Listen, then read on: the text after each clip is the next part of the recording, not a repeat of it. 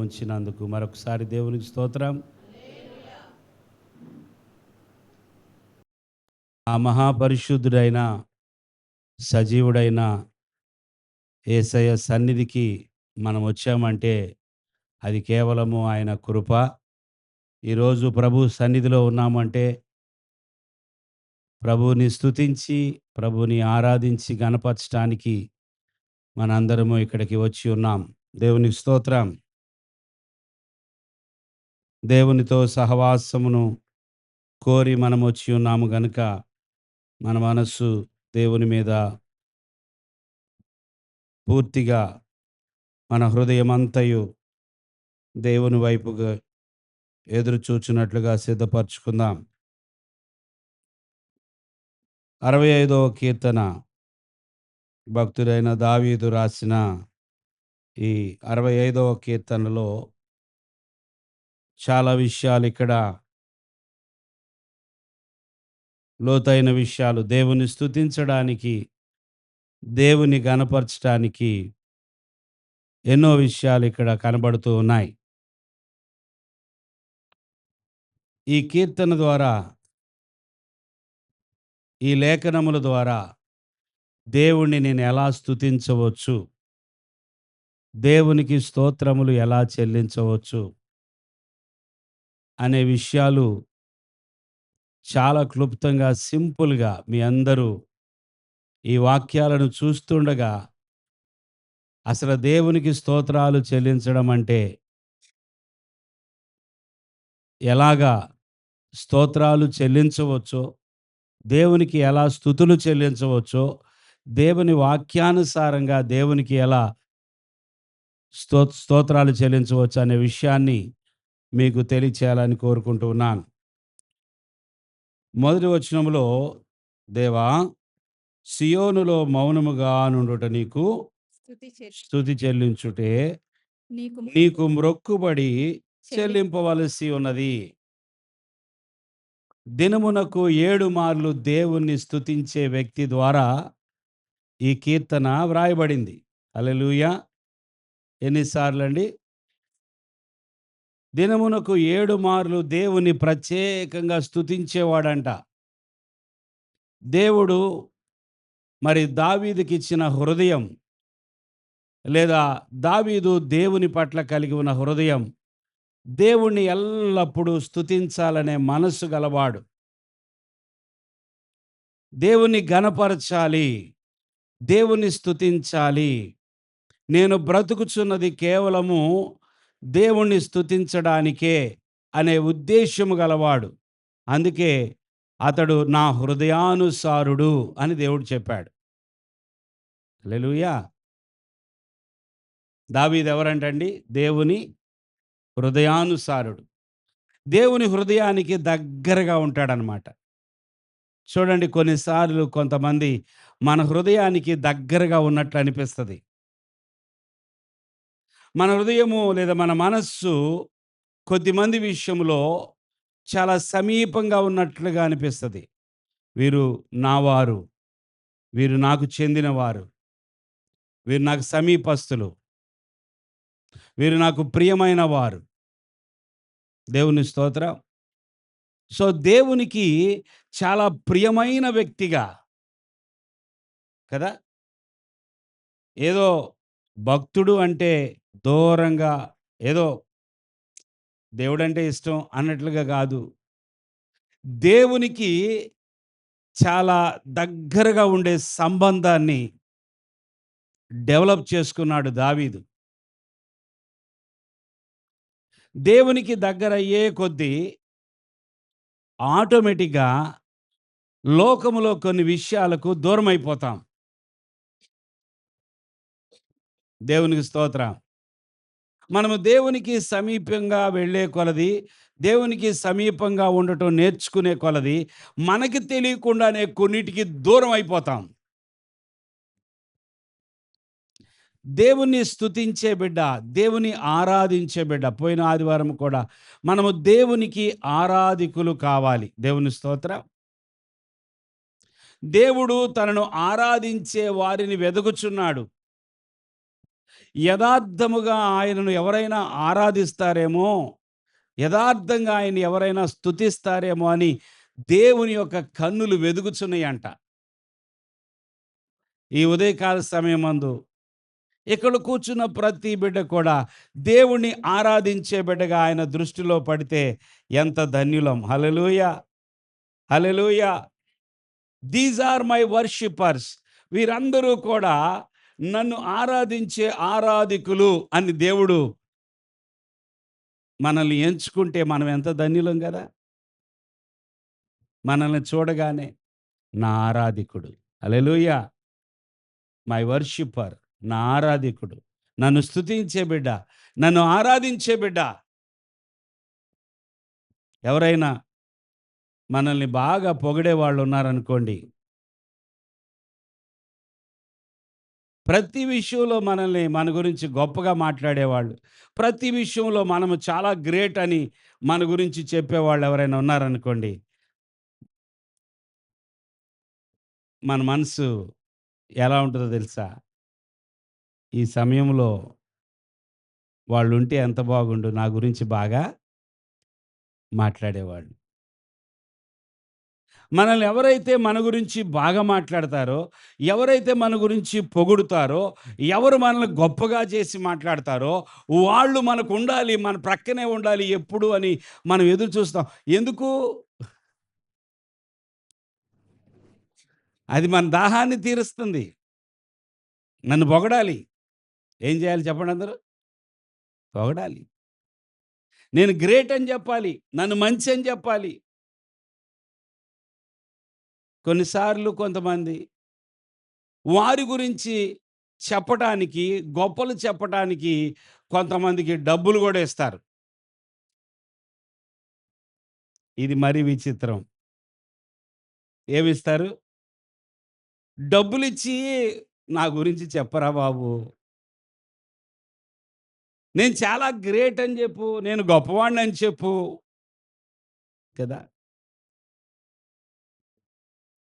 దేవుడు ఎంత ఉన్నతమైన వాడో, దేవుడు ఎంత పరిశుద్ధుడో, దేవుడు ఎంత జ్ఞానము కలిగిన వాడో, ఎంత శక్తి కలిగిన వాడో కదా! అన్నీ కూడా అన్నిటికీ ఆయనే ఆధారము. దేవుని స్తోత్రం. అంత గొప్ప దేవుడు మన ఎదుట ఉన్నా, మనము నోరు తెరవడం లేదంటే, మరి ఆయనేం చేయాలి?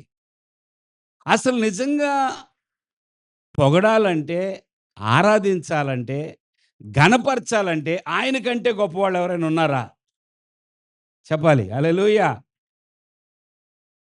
మరి అలాంటి దేవుణ్ణి మనము సేవిస్తూ ఉండగా, మనం ఆయన్ని స్తుతించడానికి ఇంకా ఎలా స్తుతించాలి నేను? ఇంకా ఎలాగా కీర్తనలు పాడాలి? ఇంకా ఏ విధంగా నా నోటి నుండి స్తుతులు, స్తోత్రాలు రావాలి అనే తపన ఉంటే దేవుడు తప్పకుండా అవకాశం ఇస్తాడు. దేవుడు నేర్పిస్తాడు. బైబిల్‌లో ఏ అధ్యాయము తీసైనా సరే మనము దేవుని స్తుతించొచ్చు. అవునా? కాదా? మీకు చాలా సార్లు ఇలా చెప్పాలని నేను అనుకున్నాను. ఎప్పటికప్పుడు ఎందుకో మర్చిపోతాను. ఈరోజు చెప్పే ఒక ప్యాటర్న్, ఒక ఉదాహరణ అది మనసులో ప్రింట్ అయిపోవాలి. దేవుని స్తోత్రం. గతంలో కూడా ఇలా చెప్పాలి అని రాసుకొని కూడా దాన్ని స్కిప్ అయిపోయాను. ఎందుకో తెలీదు. ఈ పరిశుద్ధ గ్రంథములో ఈ 66 పుస్తకాలు కలిగిన ఈ పరిశుద్ధ గ్రంథం ఏ అధ్యాయము తీసైనా సరే మీరు ఈ అధ్యాయాన్ని ఆధారం చేసుకొని దేవుని స్తుతించండి అంటే స్తుతించగలగాలి. స్తోత్రాలు చెప్పగలగాలి. ఏ అధ్యాయం ఇచ్చినా మనసు పెడితే దేవుణ్ణి ఆ అధ్యాయములో ఉన్న మాటలను జాగ్రత్తగా గమనిస్తే, ఆ వ్రాయబడిన ఆ లేఖనములను జాగ్రత్తగా పరిశీలిస్తే, దానిలో నుండి దేవునికి స్తోత్రం చెల్లించటానికి తప్పకుండా మనకి దొరుకుతది. హల్లెలూయా! అనేక విషయాలు దొరుకుతాయి. దేవునికి స్తుతులు, స్తోత్రాలు చెల్లించడానికి. దేవునికి స్తోత్రములు చెల్లించుట, దేవుని ఆరాధించుట అంటే కేవలము కీర్తనలు పాడటం మాత్రమే కాదు. కేవలము పాటలు పాడటం మాత్రమే ఆరాధన కాదు. ఆరాధనలో పాటలు, కీర్తనలు భాగమై ఉన్నాయి. చేతులెత్తుట, చప్పట్లు కొట్టుట భాగమై ఉన్నది. దేవునికి స్తోత్రాలు చెల్లించటానికి నీ నోట్లో కొన్ని మాటలు కావాలి. ఆ మాటలు ఎలాగొస్తాయంటే దేవుని వాక్యాన్ని చదివినప్పుడు నీ నోట్లో ఆ మాటలొస్తాయి.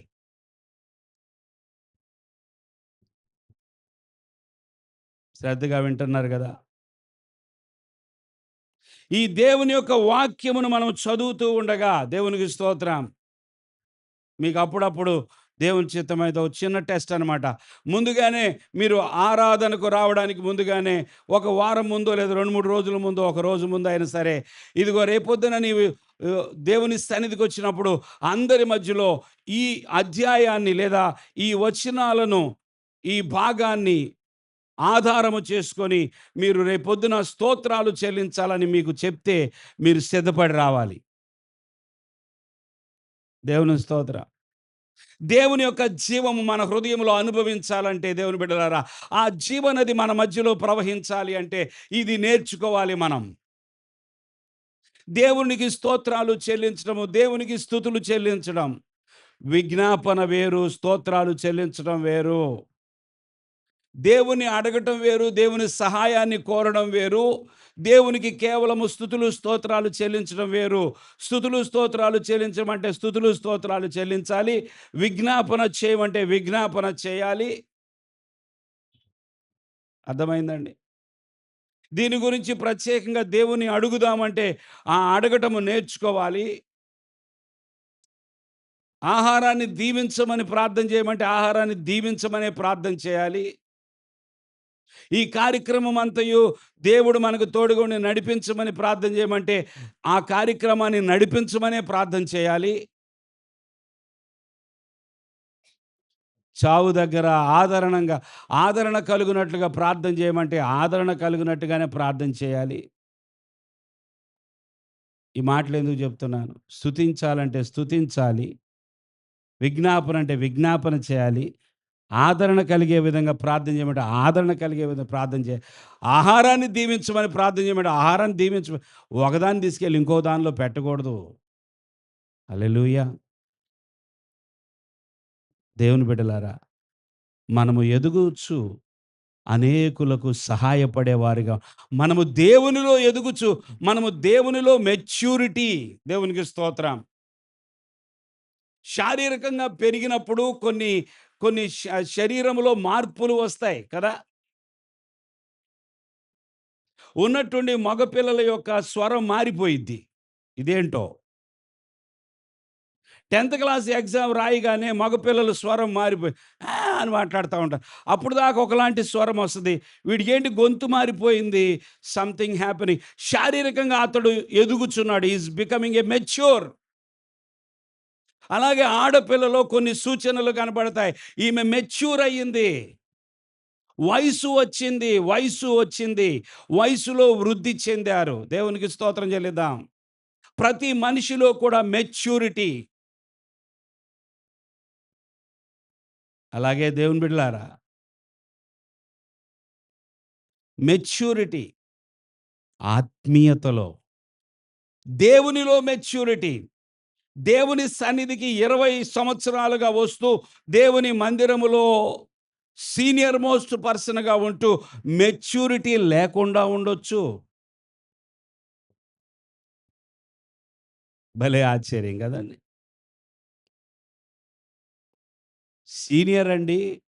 ఎప్పటినుంచో వీళ్ళు దేవుని సన్నిధిలో ప్రార్థనలో ఉంటున్నారు.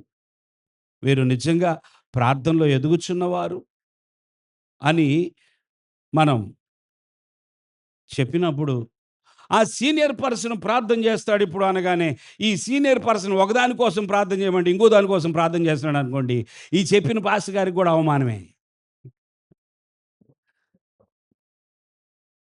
అర్థమవుతుందా? సీనియర్ పర్సన్ మా చర్చిలో ఎప్పటినుంచో ఉంటున్నాడు. ఓ పాట పాడతాడు అనగానే దారుణంగా పాడేశారనుకోండి ఆ పాట. ఏం సీనియర్ పర్సను. ఈ చిన్న పాట పాడటం సరిగా కనీసం మినిమము కనీసము ఒక రాగాన్ని మెయింటైన్ చేయలేకపోయాడు. ఈయన ఇంతకాలంగా ప్రార్థనకెళ్తూ సంఘంలో ఉంటూ ఏమి నేర్చుకున్నాడు? ఆ పాస్టర్ గారు ఏమి నేర్పించాడంట? అవమానం. మనము దేవుణ్ణి స్తుతించే విషయంలో సీనియారిటీ పెరగాలి. దేవుని ఆరాధించే విషయంలో మన యొక్క జ్ఞానము పెరగాలి. దేవుని స్తోత్రం చెల్లించే విషయంలో ఎప్పుడు, ఎప్పుడు ఒకే స్థాయిలో ఉండకూడదు. There must be a change. కొంచెమైనా మార్పు కనపడాలి. ఇంతకుముందు సిస్టరు ఇలాగా తను ఇలా పాడేవాళ్ళు. ఇప్పుడు పాటలో మార్పొచ్చింది. పాడే పాట విధానంలో మార్పు. ఇంతకుముందు ఈ సహోదరి ప్రార్థన చేయమంటే ఇలా ప్రార్థన చేసేవాళ్ళు. ఇప్పుడు చాలా డెవలప్ అయ్యారు. దేవుని స్తోత్రం. దేవుని స్తోత్రం. దేవుడు కోరుకున్నది అది ప్రియులారా. 65 కీర్తనలో దావీదు రెండో వచనంలో చూస్తే, ప్రార్థన ఆలకించువాడా సర్వ శరీరులు నీ యొద్దకు వచ్చెదరు. దేవుని స్తుతించండి అంటే ఈ వాక్యము ద్వారా ఎలా స్తుతిస్తారు మీరు? ఈ రెండో వచనం ద్వారా. హ్మ్. దేవుడు ప్రార్థన ఆలకించువాడా నీకు స్తోత్రములు కలుగునుగాక. ప్రార్థనను వినే దేవుడు అయినందుకు నీకు స్తుతులు, స్తోత్రాలు చెల్లిస్తున్నాను ప్రభువా. చూసారా? ప్రార్థన ఆలకించువాడా సర్వ శరీరులు నీ యొద్దకు వచ్చెదరని చదివాం. దానిని బేస్ చేసుకొని, దాన్ని ఆధారం చేసుకొని దేవుని స్తుతించండి అంటే, నా దేవుడు ప్రార్థన ఆలకించేవాడు. నువ్వు ప్రార్థన ఆలకించే దేవుడువైనందుకు స్తోత్రమయ్యా. నువ్వు తప్ప ప్రార్థన ఆలకించే దేవుడు ఎవరున్నారయ్యా? ప్రార్థన ఆలకించు, నీకు స్తుతి స్తోత్రములు కలుగునుగాక.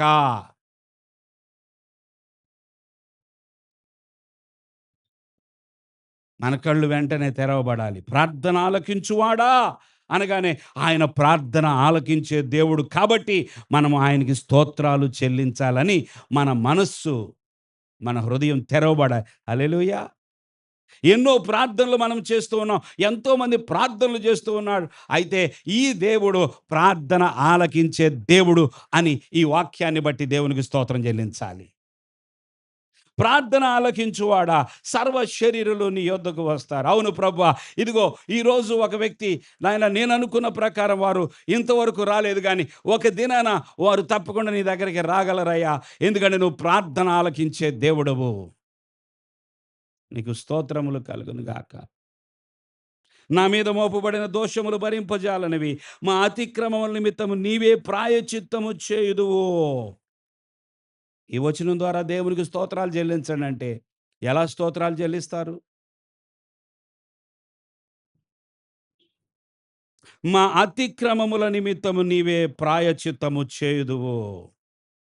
యేసు ప్రభు ఈ భూమి మీదకి వచ్చింది ప్రతి మనిషి యొక్క అతిక్రమములను, ప్రతి మనిషి యొక్క పాపములను తుడిచివేయటానికి.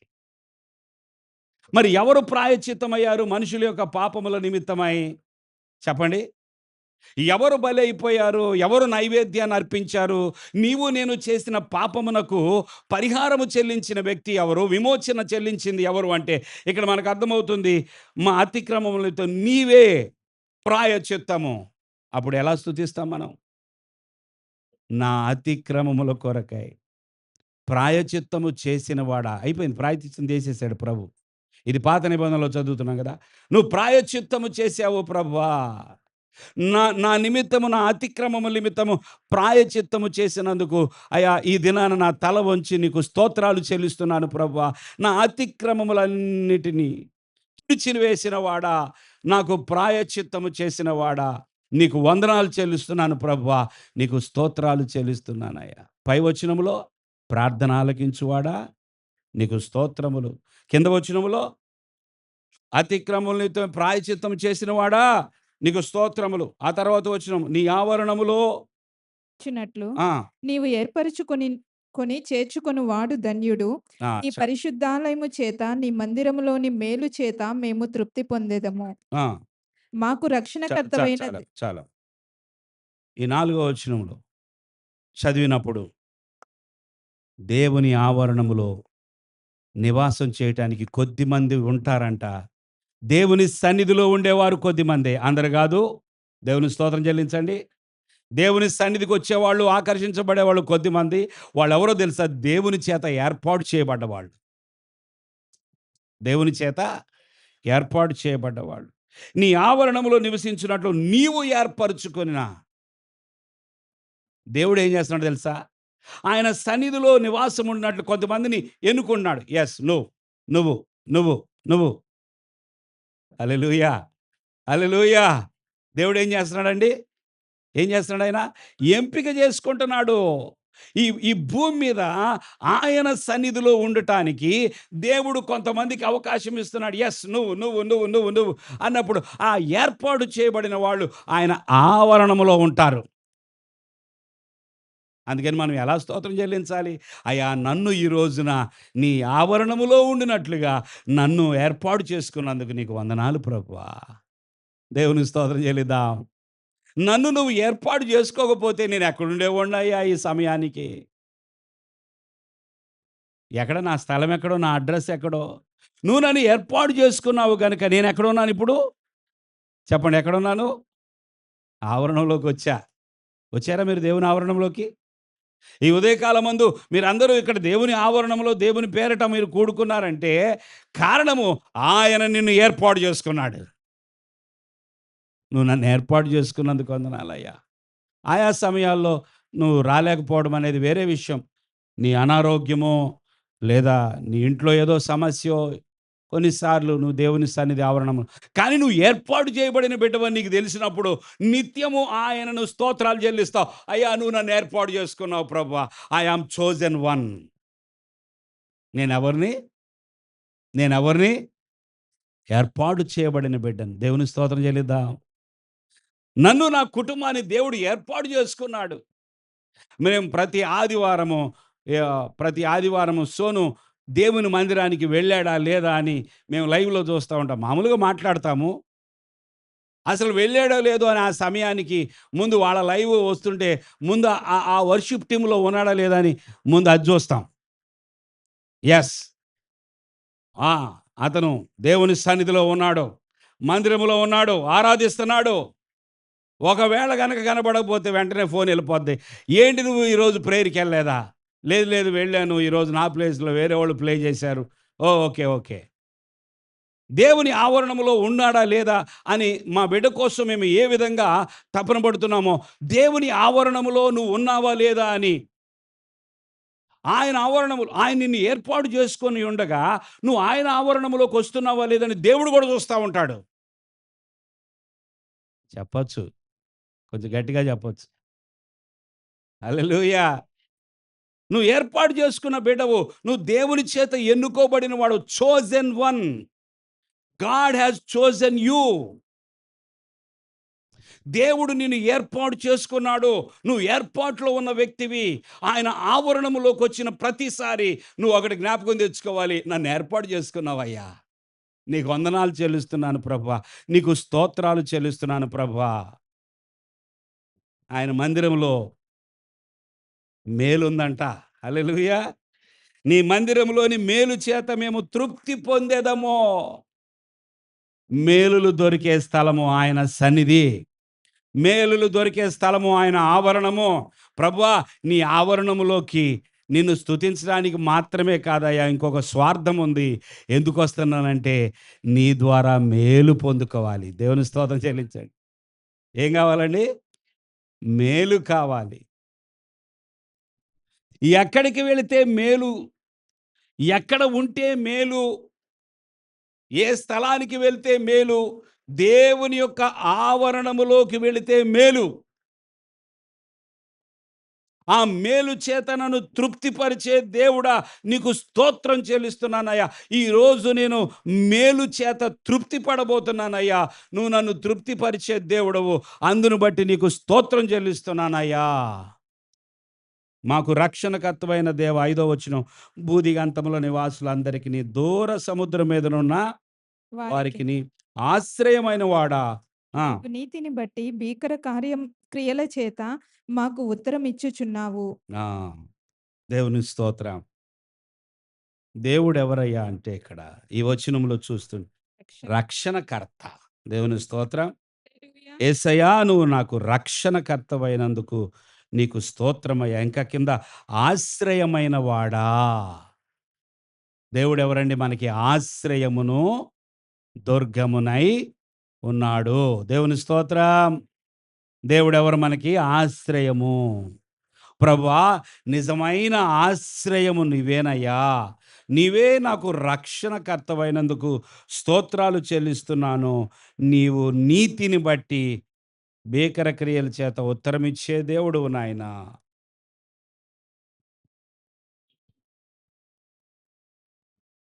అదంతా పలకలేకపోయినా కనీసం ఆ వచనములో మా రక్షణకర్తవైన దేవా నీకు స్తోత్రములయ్యా. మా రక్షణకర్తవైన దేవా నీవు లేకపోతే రక్షణే లేదు. నీవు లేకపోతే రక్షణే లేదు. మా రక్షణకర్త నీకు స్తోత్రాలయ్యా. ఆరో వచనములో నే బలమునే నడికట్టుగా కట్టుకొనిన వాడై ఆ! తన శక్తి చేత పర్వతములను స్థిరపరచువాడు ఆయనే. ఆ! ఆయనే సముద్రముల ఘోషను వాటి తరంగముల ఘోషను అణుచువాడు. జనముల చాలు. ఈ 2 వచనాలు చూడండి. దేవుడు ఒక నడికట్టు కలిగి ఉన్నాడంట. ఏంటది ఆ నడికట్టు? అందరూ చెప్పాలి. అర్థమైందా ఈ మాట? దేవుడికి ఒక నడికట్టు ఉన్నది. మీరు బట్టలు ఉతికేటప్పుడు లేదా ఏదైనా పని చేసేటప్పుడు ఆ అలవాటు ఉందో లేదో కొంతమంది పొలం పనికెళ్ళేటప్పుడు ఏం కట్టుకుంటారు నడుంకి? టవల్ చుడతారు. బిగిస్తారు. నడికట్టు కదా! అదుంటే బాగా పని చేయొచ్చు. అంతేనా? దేవునికున్నటువంటి ఒక నడికట్టంట. ఏంటది? బలం. దేవుని స్తోత్రం. బలమును నడికట్టుగా కట్టుకొనినవాడా, శక్తి చేత పర్వతములను స్థిరపరచువాడా, నీకు స్తోత్రమయ్యా. నీ బలమును బట్టి నీకు స్తోత్రములు చెల్లిస్తున్నానయ్యా. ఈ భూమి మీద ఎన్నో పర్వతాలు కనపడుతున్నాయ్యా. అయన్నీ కదలకుండా అలాగే ఉన్నాయంటే, వాటిని నువ్వు స్థిరపరిచినందుకు నీకు స్తోత్రములయ్యా. దేవునికి స్తోత్రం చెల్లిద్దాం. చూడండి పొరపాటున కొండ గనక రోజుకొక ప్లేస్‌లో ఉందనుకోండి. కొండ కొండలున్నాయి గదా! ఇప్పుడు విజయవాడలో ఎన్నో కొండలున్నాయి గదా! ఉన్నట్టుండి ఒకవేళ సపోజ్ అనుకుందాం. ఆ గుణదల్లో ఉన్న కొండ అంబేద్కర్ నగర్ మీదకొచ్చిందని.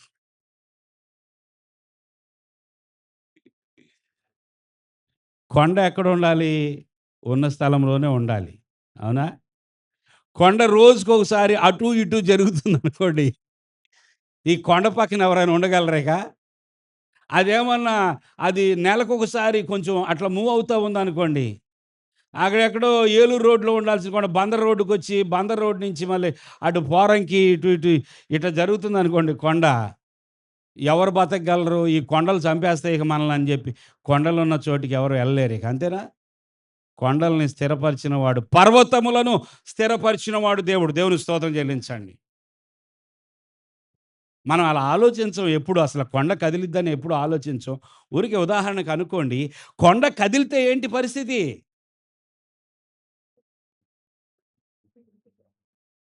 ఇల్లు కదిలితే? ఇల్లు కదిలితే? మన అపార్ట్‌మెంట్ కొంచెం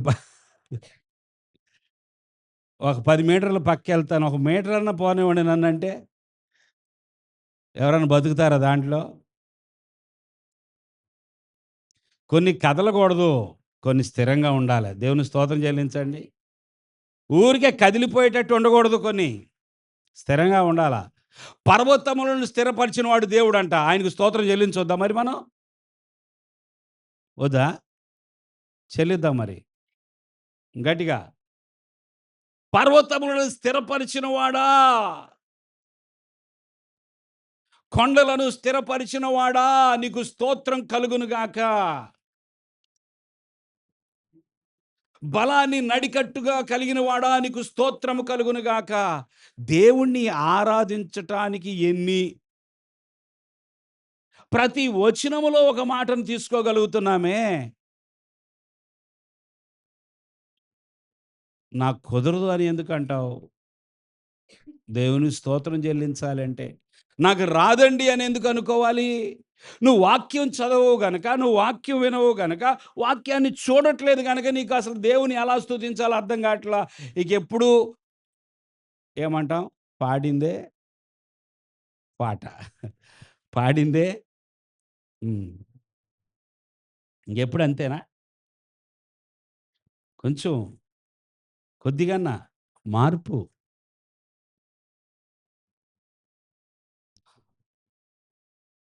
పాస్టర్ గారు ఈరోజు ఒకవేళ నన్ను దేవునికి స్తోత్రం చెల్లించమ్మా కొద్దిసేపు అనంటే నేనేం చేయాలి అని ముందుగానే ఏదో ఒక కీర్తన తీసుకొనో, ఏవో కొన్ని వచనాలు తీసుకొని, ఆ వచనాల్లో ఉన్నటువంటి ఆ సత్యాన్ని గ్రహించి, కొన్ని విషయాలను ముందుగానే సిద్ధపడి వచ్చి, వాక్యానుసారంగా దేవునికి స్తోత్రాలు చెల్లిస్తే, దేవుని నది ప్రవహిస్తది.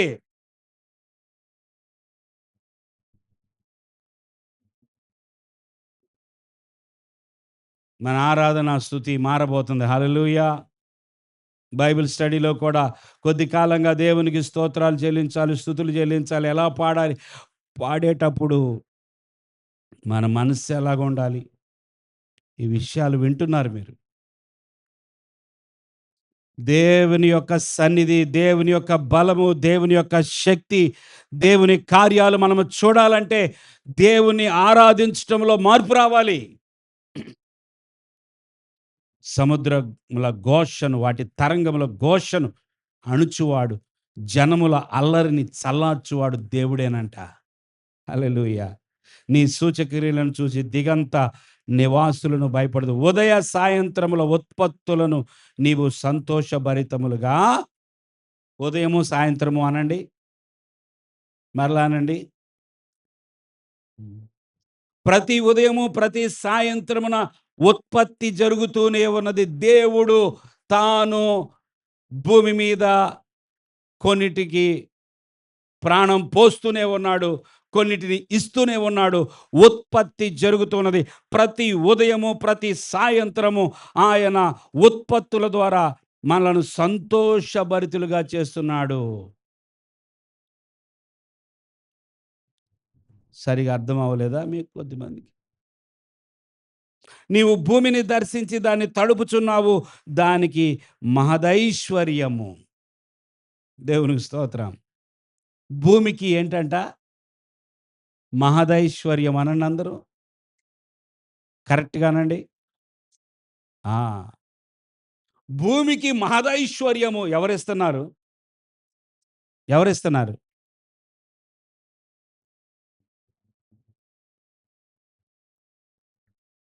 భూమి నుండి ఏదైనా ఉత్పత్తి జరుగుతున్నదంటే, భూమిలో నుండి మనకేదైనా వస్తున్నదంటే, భూమిలో మనకేదైనా దొరికింది అంటే, ఈ భూమికి మహదైశ్వర్యం ఇచ్చింది ఎవరో?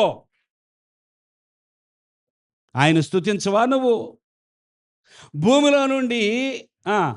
బంగాళదుంపలు తెచ్చుకుంటున్నాం. భూమిలో నుండి టమాటాలు తెచ్చుకుంటున్నాం. దేవునికి స్తోత్రం చెల్లించండి. దేవునికి స్తోత్రం చెల్లించండి. బీరకాయలు, సొరకాయలు, పొట్లకాయలు అన్నీ తెచ్చుకుంటున్నాం భూమి నుంచే. ఇప్పుడు మామిడికాయలు తెచ్చుకుంటున్నాం వేసవి కాలంలో. అది భూమి నుండి వచ్చిందే. ఆ భూమి మీద ఉన్న చెట్లోంచి వచ్చిందే. ఆ భూమిలో నుంచి రాగి తెచ్చుకుంటున్నాం. ఆ భూమిలో నుంచి ఇక చెప్పండి. చెప్పండి. ఏంటి చెప్పట్లేదు? భూమిలో నుంచి వచ్చే ఉత్పత్తులేంటో చెప్పండి. బంగారం ఎక్కడి నుంచి వచ్చింది? ఆకాశం నుండి కురుస్తుందనుకున్నారా బంగారం? ఎవ్వరికి తెలీదండి. అది అప్పుడప్పుడు కురిసిద్ది ఆకాశం నుండి బంగారం. ఆ బంగారం కోసం ఎన్ని తిప్పలైపోయింది. ఇప్పుడు బాగా రేట్లు పెరిగిపోయినియి అని మనం అనుకుంటున్నాం గదా! ఆ బంగారం ఎక్కడి నుంచి వస్తుంది? భూమి నుండి వస్తుంది. అసలు ఈ భూమికి ఈ మహదైశ్వర్యం ఇచ్చింది ఎవరో? ఆ దేవుడిని నువ్వు స్తుతించవా? అమ్మ భూమి అని భూమికి దండం పెడుతున్నావు.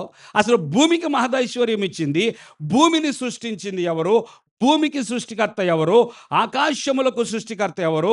నక్షత్రములకు సృష్టికర్త ఎవరు? వాటిని చేసింది ఎవరు? ఆయనకి స్తోత్రం చెల్లించాలా.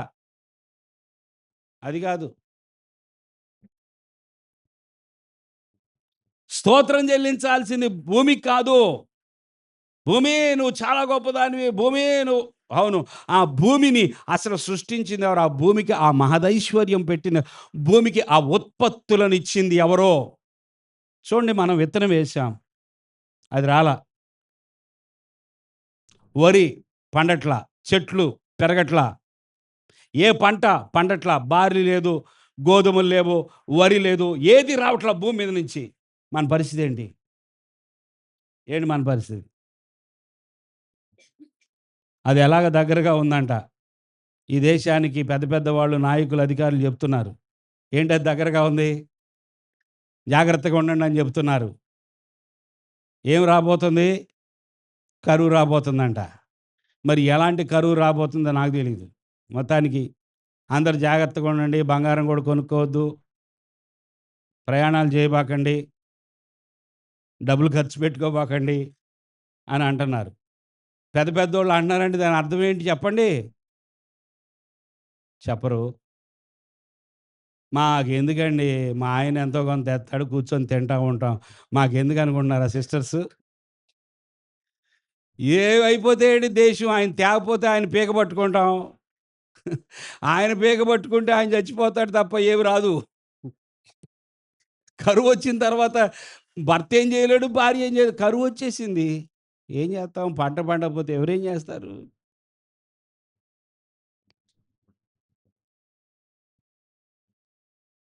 కరువులు, భూకంపాలు, యుద్ధాలు అధికమవుతున్నాయి అంటే ప్రభువు రాకడ ఎంత సమీపంగా ఉన్నదని మనకి బల్బు ఎలగాలి. దేవుని స్తోత్రం. బాబోయ్! కరువొస్తుందంట అని చెప్పి భయపడిపోయి, టెన్షన్ పడిపోయి గుండె ఆగిపోవద్దు. కరువొస్తది, కరువొస్తది. యుద్ధాలు జరుగుతాయి, యుద్ధాలు పెరుగుతాయి. యేసు ప్రభు యొక్క రెండవ రాకడకు సూచనలు ఇవన్నీ ఎప్పటినుంచో జరుగుతున్నాయి. ఇప్పుడు తీవ్రంగా ఉన్నాయంటే ఏంటి దాని అర్థం? ఆయన రాకడ ఇంకా సమీపంగా వచ్చేసింది. నువ్వు భయపడొద్దు, నీ విడుదల సమీపంగా ఉంది. దేవుని బిడ్డ నువ్వు భయపడొద్దు, విడుదల సమీపంగా ఉంది.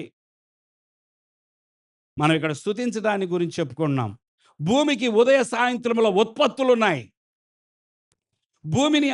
భూమికి దానికి మహదైశ్వర్యం కలుగజేశాడు. దేవుని నది నీళ్లతో నిండి ఉన్నది. నీవు భూమిని అట్లు సిద్ధపరిచిన తర్వాత వారికి ధాన్యము దయచేయుచున్నావు. ధాన్యం ఎవరిస్తున్నారు? ధాన్యం ఎక్కడి నుంచి వస్తుంది? భూమి మీద నుంచి. ఆ ధాన్యం కోసం ప్రయాసపడుతుంది ఎవరు? రైతు. అసలు ఆ ధాన్యాన్ని ఇచ్చేదెవరు? చెప్పాలండి. మరి స్తోత్రాలు చెల్లించరా? ధాన్యమిచ్చుచున్నవాడా నీకు స్తోత్రాలు ప్రభువా. గోధుమల పంటనిస్తున్నవాడా నీకు స్తోత్రాలు. వరి పంటనిస్తున్నవాడా నీకు స్తోత్రాలు. భూమికి మహదైశ్వర్యం ఇచ్చినవాడా నీకు స్తోత్రాలని మనము దేవుని సన్నిధికి వచ్చినప్పుడు ఆయన ఆరాధించాలి. మనం పూజించాలి. మనం ఆయన ఆరాధించాలి. ఆ అదృశ్యుడైన ఆ మహాదేవుణ్ణి మనం ఘనపరచాలి ప్రియులారా. దేవుడే ఇవన్నీ చేస్తుంది. వారికి ధాన్యము దయచేయుచున్నావు. దాని దుక్కులను విస్తారమైన నీళ్లతో తడిపి దాని గవిలను చదును చేయుచున్నావు. వాన జల్లుల చేత దానిని పదును చేయుచున్నావు. దేవునికి స్తోత్రం. ఇవన్నీ మరీ లోతుగా వివరించేంత సమయం లేదిక. మీరు జాగ్రత్తగా చదువుకోండి. దేవుడు మాట్లాడుతున్నాడు. దేవుని వాక్యాన్ని చదవండి. దేవుని వాక్యాన్ని చూడండి. ఆయనకి స్తోత్రాలు బాగా చెల్లించగలరు. హల్లెలూయా. నీ జాడలు సారము వెదజల్లుచున్నవి. దానిపైన అది అది సంవత్సరములు మొలకెత్తగా నీవు దాన్ని ఆశీర్వదించుచున్నావు. 11లో సంవత్సరమును నీ దయా కిరీటము ధరింపచేసి ఉన్నావు. ఎవదైనా పుట్టినరోజు రాగానే మనం ఏమంటాం చెప్పండి? ఆ పుట్టినరోజు ప్రార్థనకి ఏం చేస్తాం మనం? సంవత్సరమున నీ దయా కిరీటాన్ని ధరింపచేయ్యా అంటాం. ఒక సంవత్సరం అంతయు కూడా నీ కిరీటం పెట్టయ్యా అంటున్నాం. మనందరికీ కిరీటాలు కావాలి. ఈ 2026కి ఒక కిరీటం దేవుడు పెట్టాడు. దేవుని స్తోత్రం చెల్లించండి. ఉందా లేదా చూసుకోండి. ఉందా లేదా? తల మీద కిరీటం. ఏం తగలట్లేదండి. ఇది తగిలేది గాదు. ఇది ఈ చేతులకు తగిలేటటువంటి కిరీటం కాదు. ఇది దయతో కప్పబడిన కిరీటం. దేవుని యొక్క దయ అనే కిరీటం. దేవుని యొక్క దయ అనే కిరీటం. రాత్రి నేనేదో కొంచెం ఏమనొచ్చు, సరదాగా అనొచ్చు, ఏదైనా అనొచ్చు. పాస్టమ్ గారి తల మీద ఒక కిరీటం, నా మీద నా మీద అంటే నా తల మీద నా ఫోటోస్‌కి మా మీద అంటే నిజంగా మా మీద కాదు. నా ఫోటో మీద ఒక కిరీటమను, పాస్టమ్ గారి తల మీద ఒక కిరీటం పెడితే, ఆ కిరీటం పెట్టి నేను వాట్సాప్‌లో పంపించా. ఇట్లా చూసి, "మనం గాదు పెట్టుకునేది కిరీటాలు. దేవుడు పెట్టాలి" అంది.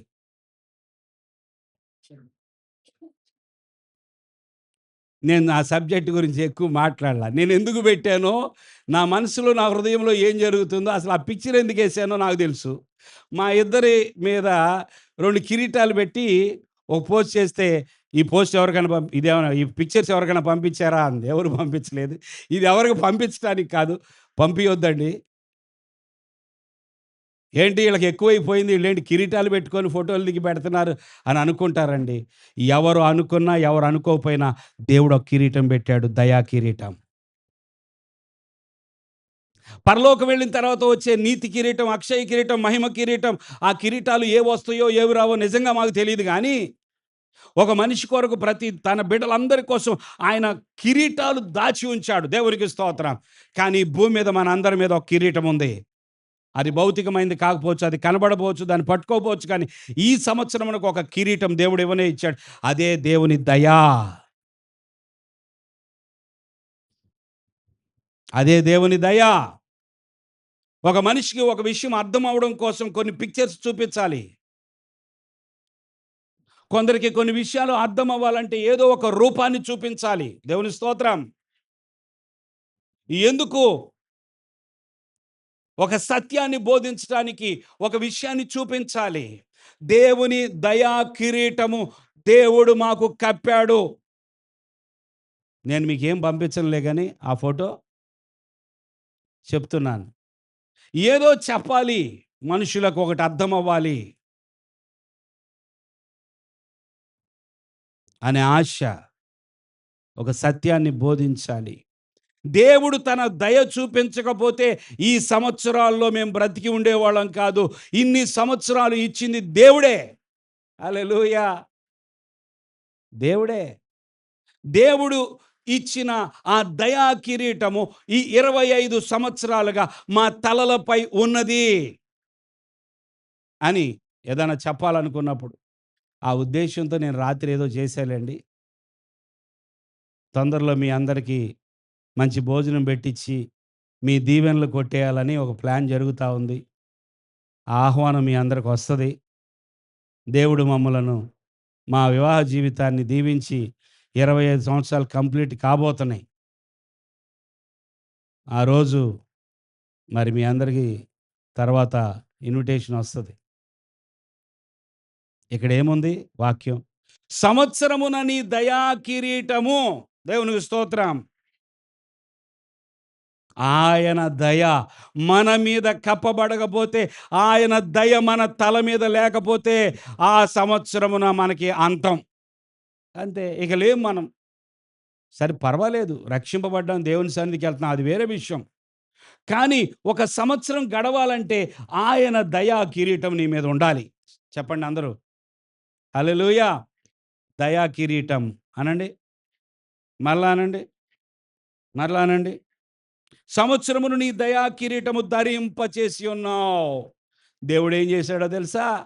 ఈ భూమికి గాని, ఈ మనుషులకు గాని ఆయన దయ చూపిస్తూ ఉన్నాడు. ఆయన దయ చూపిస్తున్నాడు. తర్వాత మాట, నీ జాడలు సారము వెదజల్లుచున్నవి. అడవి బీడులు సారము చిలకరించుచున్నవి. అడవి పీడులు. పీడులు సారము వెదజల్లుచున్నవి. కొండలు ఆనందమును నడికట్టుగా ధరించుకొని ఉన్నవి. కొండలకి నడికట్టు ఏంటంట? ఆనందమును ధరించుకొని ఉన్నవంట. అందుకే కదా మనం కొండలను చూడగానే మనకేదో ఒకలాంటి ఆనందం. కొండలు చూడగానే మనం ఎక్కాలనిపిస్తది. ఆ కొండలు ఆనందమును నడికట్టుగా ధరించుకొని ఉన్నవంట. ఇవన్నీ లోతైన విషయాలు. పచ్చిక పట్లు మందలను వస్త్రం వలె ధరించి ఉన్నవి. పచ్చిక పట్లు మందలను చూడండి. పొలంలో పొలములో ఒక 10 మంది 10 గొర్రెలు, ఒక 10 ఆవులు మేస్తా ఉన్నాయనుకోండి. ఆ పచ్చికలో చూడగానే ఏమనిపిచ్చిద్ది? మీకేమనిపించదులే. ఏమనిపిచ్చిద్ది? వెంటనే ఒక ఫోటో తీసుకోవాలనిపిస్తది. లేదా అబ్బా! ఈ పచ్చికలో ఆ ఆవులు మేస్తుంటే, ఆ గొర్రెలు, మేకలు అయన్నీ ఆ పొలంలో ఆ పచ్చికల్లో ఉంటే ఎంత బాగుంది గదా! నేను గూడా అక్కడుంటే బాగుండు గదా! సాధారణమైన విషయాలే. కానీ లోతుకెళ్తే దేవుడేదో మాట్లాడుతున్నాడు. పచ్చిక పట్లు మందలను వస్త్రము వలె ధరించి ఉన్నవి. లోయలు సస్యములతో కప్పబడి ఉన్నవి. అన్నియు సంతోషధ్వని చేయుచున్నవి. అడవులనండి, కొండలనండి, పచ్చిక పట్లనండి, లోయలనండి. అయ్యా! వీటన్నిటిని ఆశీర్వదించిన దేవుడవు నీకు స్తోత్రము కలుగునుగాక. పచ్చిక పట్లను మందలతో ఆశీర్వదించిన దేవుడా నీకు స్తోత్రం. కొండలను ఆనందమనే నడికట్టు కట్టినవాడా నీకు స్తోత్రం. దేవుడికి స్తోత్రం చెల్లించమంటే ఇన్నున్నయే వీటి లోతుకి మనం వెళ్ళలేకపోతున్నామే. ఎందుకు నోరు పెగలటం లేదు? అడవులను దీవించినవాడా, కొండలను దీవించినవాడా, పచ్చికను దీవించినవాడా, లోయలను సస్యములతో కప్పినవాడా, నీకు స్తోత్రమయ్యా. అవన్నీ సంతోషధ్వని చేయుచున్నవి. ఏం చేస్తున్నాయి అవన్నీ? అవన్నీ ఏం చేస్తున్నాయండి? అన్నియు గానము చేయుచున్నవి. చప్పట్లు కొడతాం దేవునికి.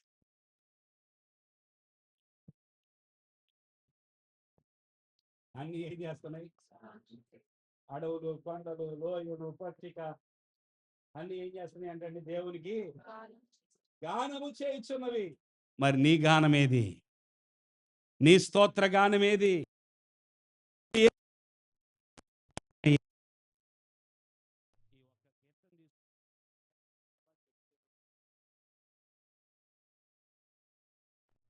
ఏ విధంగా స్తోత్రాలు హల్లెలూయా. మరి మీకు అసైన్‌మెంట్ ఏంటి ఇక నుంచి? ఓపిక ఉంటే పాస్టమ్ గారే తీసుకోవాలి ఆ బాధ్యత గూడా. లేదా ఎవరన్నా ఒక సిస్టర్‌కి అప్పగించాలి. వారానికి ఒకరికి ముందుగానే బైబిల్ నుండి ఒక పోర్షన్, ఒక అధ్యాయం ఇచ్చేసి, లేపోతే ఆర్డర్‌లో వచ్చేయొచ్చు. వచ్చే ఆదివారం ఆ అధ్యాయం నుండి అధ్యాయం అంతా నాకులాగా ఇప్పుడు చదివి ఎక్స్‌ప్లెయిన్ చేయటం గాదు. స్తోత్రాలు చెల్లించడం వేరు. స్తోత్రాలు చెల్లించడం వేరు.